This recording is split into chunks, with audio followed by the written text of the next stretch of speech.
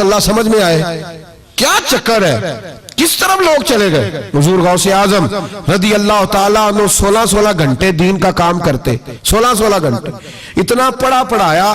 پھر بھی اگر کوئی بندہ آ گیا نا چل کے دور سے, مصر سے, یمن سے 15-20 بندے آ کر حضور محفل میں لیٹ ہو گئے تھے تو ہم آپ کی زیارت کے لیے, تو غوث اعظم گھنٹہ گھنٹہ ان کو بھی تقریر سناتے رہتے, انہیں بھی دین بتاتے, چلو دین کے کام میں آج اوور ٹائم ہی لگا لیتے ہیں, آج تھوڑا زیادہ مزدوری کر لیں. مزدوروں کی طرح کام کیا, 50 کے قریب کتابیں لکھی, لاکھوں لوگوں کا قبلہ درست کیا, ہزاروں یہودیوں اور عیسائیوں کو کلمہ پڑھایا. حضور غوث اعظم رضی اللہ تعالیٰ عنہ نے مجاہدین تیار کیے, میرے ذمہ راہ حوالہ. صلاح الدین ایوبی جب جنگیں لڑ رہے تھے تو بیت المقدس کے باہر کھڑے ہو کے کہتے تھے مجھے معمولی نہ سمجھنا, میں عبد القادر جیلانی کے مدرسے کا پڑھا ہوا ہوں, مجھے کوئی معمولی نہ سمجھے, میں غوث اعظم کا. اور 70,000 کی فوج جو صلاح الدین, یہ لوگ جہاد کریں گے بیچارے, یہ صرف چندے اکٹھے کرتے ہیں, کبھی بیت المقدس کے نام پہ اور کبھی کسی نام پہ ساری دن کی کھالیں جمع کر کر کے کھا گئے. اور کیا کلاشنکوف لے کے لوگوں کو ڈرایا. کردار بتاؤ اپنا, اور ہر رسالے میں یہ آپ سے چندے لیتے ہیں, میں آپ کو ان کے رسالے دکھاؤں گا. آپ کی کھالے لے جاتے, آپ سے چندہ لیتے, مہینے کا رسالہ نکالتے, ہر رسالے میں کبھی داتا صاحب کے خلاف لکھتے. انہوں نے اپنے رسالے میں لکھا لاہور میں جو علی اجویری کا مزار ہے وہ شرک کا اڈا ہے, اور دیو کھلا انہوں نے, اور چندے دو ان کو. یہ تو جنازے اشتہار لگا کے پڑھاتے ہیں. میلاد کی محفل بدعت ہو گئی, کس صحابی نے اشتہار لگا کے جنازہ پڑھایا ہے؟ فلانے کا جنازہ ہے تو اتنے بجے اشتہار لگا دو, کس کی سنت ہے؟ کیا تماشا لگایا ہوا ہے. اور ہماری قوم ہے کہ مست ہے, پتہ ہی کوئی نہیں. بہلانے والے سب تمہارے یار ہو گئے, سمجھانے والے مفت گناہگار ہو گئے. کبھی ولیوں کے دشمنوں کی وجہ سے بھی جہاد ہوا ہے. صلاح الدین ایوبی کھڑے ہو کے کہنے لگے فلسطین میں, فرمایا میں لڑوں گا اس لیے کہ میں عبد القادر کے مدرسے کا طالب علم ہوں. اور فرمانے لگے یہ 70,000 فوج میرے ساتھ ہے, ساری غوث اعظم کو ماننے والی ہے, انقلاب غوث کے ماننے والے لائیں گے. یہ لوگ انقلاب برپا کریں گے جن کے دلوں میں بغض رہتا ہے اللہ کے ولیوں کا. اور ہر رسالے میں کبھی یہ کون سا جہاد ہے, کبھی بابا فرید کے خلاف لکھتے, کبھی غوث اعظم کے خلاف لکھتے. شرم نہیں آتی؟ کھالوں سے تم نے پجاروں خریدی ہوئی ہے, کھالیں کٹھی کر کے تم نے کلاشنکوف لی ہوئی ہیں, مکانوں میں رہتے ہو, اور قوم ہے کہ وہ دیکھتی نہیں. اور بھائی دنیا میں رہنا ہے تو کچھ پہچان پیدا کر. لباس خضر میں یہاں سینکڑوں رہزن بھی پھرتے ہیں, ہر داڑھی پگڑی والے کو دیندار نہ سمجھ لیا کرو, خدا را یہ پہچان پیدا کرو. جس کے مرضی پیچھے لگ جاتے ہو. حضور غوث پاک شیخ عبد القادر جیلانی رضی اللہ. اور آج کل کی میں جاتا ہوں نا محفلوں پہ تو میں دوستوں سے کہتا ہوں آپ کوئی دوست ٹائم لینے آتے تو میں پوچھتا ہوں محفل کیوں کرانی ہے؟ محفل کہنے ثواب واسطے, تو میں کہا سورۃ یاسین پڑھا لو کار. ساری زندگی ثواب کے چکر میں رہو گے, انقلاب کب آئے گا؟ میلاد کی محفل کر لو, سارا سال برکتیں نازل ہوں گی. محفل کو ایک روپ دو, ایک رنگ دو. محفل ایک انقلاب کا نام. غوث اعظم نے ہمیں وہ والی محفل سکھائی ہے جس میں بے نمازی آتا تو نمازی بن کے جاتا, جس کے اندر چور ڈاکو آتا تو توبہ کر کے جاتا, جس کے اندر کوئی ماں باپ کا نافرمان آتا تو گھر جا کے ماں باپ کے پیروں میں بیٹھ جاتا. ثواب کے لیے محفل, ثواب کے لیے 11ویں, اس سے باہر آئے, بڑا ہو گیا یہ کام. نعت خواں بھی چلے ہوئے ہیں پکے ہی, وہ بھی ادھر کو سفر کر رہے ہیں, ادھر کو سفر, وہ بھی سارے ثواب اکٹھا کر رہے ہیں. کہتے تو محفل کرا تو بخشیا جائے گا. جدے ہاتھ نوٹاں جدہ تھی انہوں کہتے چوری صاحب شیر تیری نظر ہی. اور میں کہا ظالمہ شیر نبی پاک دا تے نظر بندے دی کر چھڑے ہی, کچھ سوچ. اور جس نے پیسے زیادہ دیے اس کہتے ہیں عاشق رسول ہے. میں کہا تو کتھوں موڑ لئی لوکاں نو عشق دیے ڈگریاں ونڈدا پھردا ہے, کدھر سے تو نے یہ لے لی ہے سٹیمپ جو لگاتا ہے یہ عاشق ہے یہ عاشق نہیں. محفل کرانا لا پاویں بجلی چوری کردا ہوئے تو عاشق رسول ہے. تو یہ باہر ہے. حضور غوث اعظم ہر روز محفل ہوتی تھی, لیکن جو آتا تھا اللہ اس کا دل بدل دیتا تھا. اور چونکہ ریاکاری نہیں تھی, تسنع نہیں تھی, بغداد میں محفل ہو رہی, غوث اعظم تقریر کر رہے ہیں, بارش شروع ہو گئی, لوگ بکھرنے لگے. تو حضور غوث اعظم رضی اللہ تعالیٰ سر جھکا کے کہنے لگے مولا تو دلوں کے بھید تو جانتا ہی ہے نا, اگر یہ بندے میں نے اپنے لیے اکٹھے کیے تو سارے بھگا دے, اور اگر تیرے لیے اکٹھے کیے تو پھر بھی تیری مرضی ہے. تو دلوں کے بھید جانتا ہے. لوگ کہتے ہیں سارے بغداد میں بارش ہوتی تھی, جہاں غوث اعظم کا جلسہ ہوتا تھا وہاں نہیں ہوتی تھی, وہاں نہیں ہوتی تھی, اس لیے کہ انہیں اللہ کو منانا آتا تھا. انہیں طریقہ پتا تھا۔ حضور غوث اعظم نے اپنی گفتگو سے، تقریر سے، خطبے سے، الفتح الربانی حضور غوث اعظم کی تقریروں کی کتاب چھپی ہوئی ہے، آپ کے ملفوظات ہیں، آپ کے خطبے۔ اور بھائی اس کو لوگ معمولی کام سمجھتے ہیں، بس ثواب کے لیے کر لو، خدا را غوث اعظم کا طریقہ تو سمجھو۔ اور پھر تبلیغ فرمائی، دین کا کام کیا، نذرانے نہیں بٹورے، نذرانے نہیں بٹورے۔ اور اس طرح نہیں کہ مولوی صاحب کا سیاست سے کوئی تعلق نہیں، میرے لاکھوں مرید ہیں، میں نے نہیں چھیڑنا حکومت کو، ایسے نہ ہو جائے حکومت میرے خلاف ہو جائے، یہ کوئی چکر نہیں۔ بادشاہ وقت آیا نذرانہ دینے، وقت کا بادشاہ نذرانہ دینے آیا۔ وہ کہتا میں رستے میں سوچ رہا تھا کہ اگر یہ ولی ہوئے تو مجھے پتہ چل جائے گا، اگر تم نے سیب کھلائے نا، سیب کا موسم نہیں، پھر تو ولی اللہ ہے، اور اگر سیب نہ کھلائے تو پھر نہیں میں مانتا۔ ٹھیک ہے نا جی، جس طرح کے آج مرید ہوتے ہیں لوگ، کہتے ہیں سیب کھلائے تو پھر بادشاہ تھا نا۔ تو کہتے ہیں میں 2 تھیلیاں شرفیوں کی بھی لے گیا کہ پیر صاحب کو پیسے دوں گا تو نرم بھی ہو جائیں گے میرے حق میں، پیر ہو جائے تو نرم اللہ ماشاءاللہ۔ کہتے ہیں میں گیا تو میرے دل میں خیال تھا اگر آج بے موسمہ سیب کھلائیں تو ولی مانوں گا۔ کہتے ہیں غوث اعظم نے یوں ہاتھ اٹھائے، موسم بھی نہیں تھا پر 2 سیب ان کے ہاتھوں میں آ گئے، اور آپ میری طرف سیب بڑھا کے کہنے لگے ولایت کو سیبوں سے نہیں تولنا چاہیے، تو سیبوں سے تولتا پھرتا ہے، یہ تو اللہ کی رضا والا کام ہے۔ یہاں کو تاجر تھوڑی محنت کرے، کھاد شاد ڈالے تو وہ بھی بے موسم پھل اگا لے گا، تو کس چیز سے میری ولایت چیک کر رہا ہے؟ یہ پکڑ چھری اور یہ پکڑ سیب اور کھا۔ کہتا میں نے کاٹ کے کھایا تو سیب کڑوا نکلا۔ غوث اعظم کہنے لگا کیا ہوا، کڑوا ہے؟ کہا حضور ہاں۔ تو نے اپنے ہاتھ سے کاٹ کے ایک ٹکڑا دیا، کہا کھاؤ۔ کھا کے کہنے لگا حضور آپ کے والا تو میٹھا ہے، تو سیب تو دونوں غیب سے آئے ہیں تو میرا کڑوا کیوں ہے؟ آپ کا فرمانے لگے غوث اعظم دونوں میٹھے تھے، ایک کو ظالم کے ہاتھ لگ گیا تو کڑوا ہو گیا ہے، میٹھے دونوں ہی تھے، تو ظالم ہے نا، ظلم کرتا ہے، تو تیرے ہاتھوں کی وجہ سے کڑوا ہو گیا، ایک ہی تھے۔ اس نے 2 تھیلیاں شرفیوں کی مصلے کے نیچے رکھی، کہنے لگا حضور نذرانہ ہے۔ فرمانے لگے ضرورت ہی نہیں، لے جا۔ اللہ کے بندوں کو دنیا داروں کے نذرانوں کی ضرورت ہے، اور ضد کرنے لگا حضور قبول کر لے۔ آپ فرمانے لگے جا تو جا، نہیں چاہیے، کہا حضور ضرورت نہیں، حضور قبول فرما لے۔ آپ نے فرمایا جا، کہا حضور لے لے آپ کی مہربانی۔ فرمانے لگے اپنے کپڑے دیکھ اور میرے دیکھ، اپنی روٹی دیکھ اور میری دیکھ، میں تجھ سے اچھا کھاتا ہوں، تجھ سے اچھا پہنتا ہوں، میرا اللہ مجھے تجھ سے بہتر دیتا ہے، تو جا تو۔ اس نے کہا نہیں قبول کر لے۔ غوث اعظم نے دونوں تھیلیاں شرفیوں کی پکڑی، اور جب ان کو نچوڑا تو اندر سے خون نکلنے لگا۔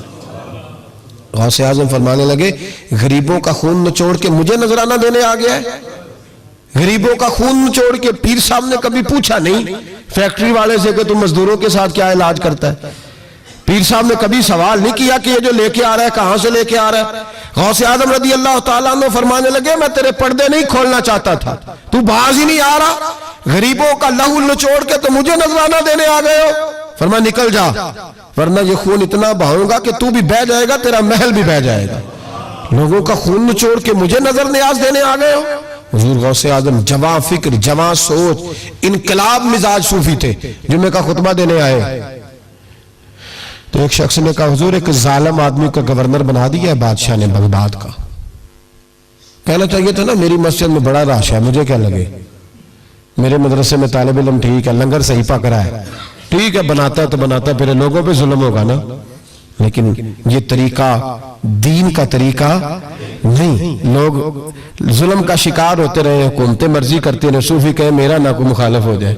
آج ہمارے زمانے میں شوق ہے کہ مجھے کوئی برا نہ کہے، وہ بھائی کہہ لے جس نے برا کہنا ہے کہے، یہ کوئی بری بات ہے؟ قرآن کہتا ہے اللہ کے بندوں کی علامت یہ ہے یجاہدون فی سبیل اللہ، وہ اللہ کے راستے میں جہاد کرتے ہیں، ولا یخافون لومۃ لائم، اور کوئی انہیں برا کہے تو وہ اس کی پرواہ نہیں کرتے، وہ جہاد میں لگے رہتے، کہے جس نے کہنا ہے، سانو تخت ادارے دی لوڑ کی ہے، نالے کی لگے شہر ببول دے نال، اسی اپنی بال کے سیکنے ہیں، سانو کی لگے کسی اور دے نال، کہے جس نے کہنا ہے، کوئی پرواہ نہیں، بات کھری اور سچی ہونی چاہیے، موت کرے جس کا جو دل کرتا ہے، جس کا جو دل کرتا ہے۔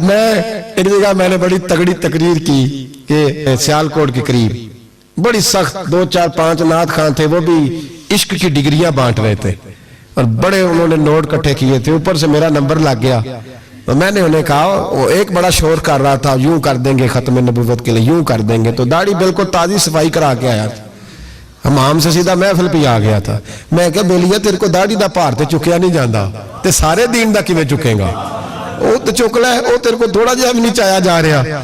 ایک اور تھا اس میں, مجھے کہنے لگا میں تو انہوں نوی ناز سنانی. میں کہا تیری مہربانی منو کو پرانی سنائی, نوے کلام میرے کو نہیں ہضم ہوندے جڑے تسی شروع کیتے ہیں ڈم ڈم. تو مسئلہ خراب ہو گیا. ایک پیر صاحب بھی بیٹھے تھے. آپ یقین کریں نبی پاک کی نعت ہو رہی ہے اور اشارہ پیر کی طرف ہو رہا ہے. اشارہ پیر کی, حضور کی نعت میں نبی پاک کی نعت ہو رہی اور اشارہ. بھئی جو شعر حضور کے نام کیا وہ کسی پیر پہ فٹ کرنا درست ہے؟ وہ بھی مست ہویا 100 دے نوٹ کٹ کٹ کے دے رہے ہیں. میری گل ہو رہی تو میں نے کہا شرم کرو, اللہ سے ڈرو.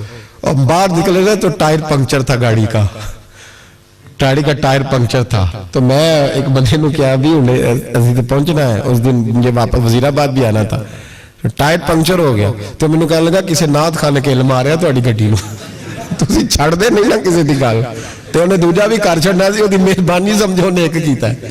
یہ حال ہو گیا ہمارا کہ لوگ اب پوزیشن اس طرح کی کسی کو سمجھائے وہ مخالفت کرتا ہے. انہوں نے بعد میں میٹنگ کی, انہوں کہنے لگے تو کتھوں مولوی بلا لیا, اگوں نہیں آنجدہ بلائی, کس طرح کا آدمی تھا, سب کو اس طرح. اور بڑی بڑی عجیب حرکتیں. میں یہ لودرہ ملتان سائٹ پہ 2-3 دن کے لیے تو نقیب محفل وہ بیستی کری جائے مجمع دی, تسی بول دے نہیں, تسی سبحان اللہ ہی نہیں آندے, ایڈا رکھا مجمع کدے نہیں ویکھے, کنج دے تسی بندے ہو, من تسی یاد رہو گے. بوڑے بوڑے لوگ بیٹھے ہیں, ٹھنڈ کا موسم ہے, کری جا رہے. وہ میرے سے نہ برداشت ہوا. کبھی کبھی رگ بڑی تنگ کرتی ہے, کچھ دیر تو میں نے برداشت کیا, تو بعد میں بول ہی پڑا. میں کہا بھائی بہ جا, تیری مہربانی, تو پیسے لے کے مفت آئے نہیں سارے, اے چنگے نہیں تیرے نالوں, اے فری بیٹھے مفت بیٹھے, تو تے پیسے لے کے. مجھے انہوں نے بتایا کہ 15,000 تو نے پہلے لیے. کس بات کا لیے؟ تو یہ کوئی مذہب کا کام ہے کیا؟ چکر چلایا ہوا ہے, یہ کوئی طریقہ ہے؟ یہ اس طرح دین پھیلتا ہے؟ غوث اعظم جیلانی, حضور شیخ عبد القادر جیلانی, یہ لوگ اگر بادشاہوں کی ٹی سی کرتے تو انقلاب نہ برپا ہوتا.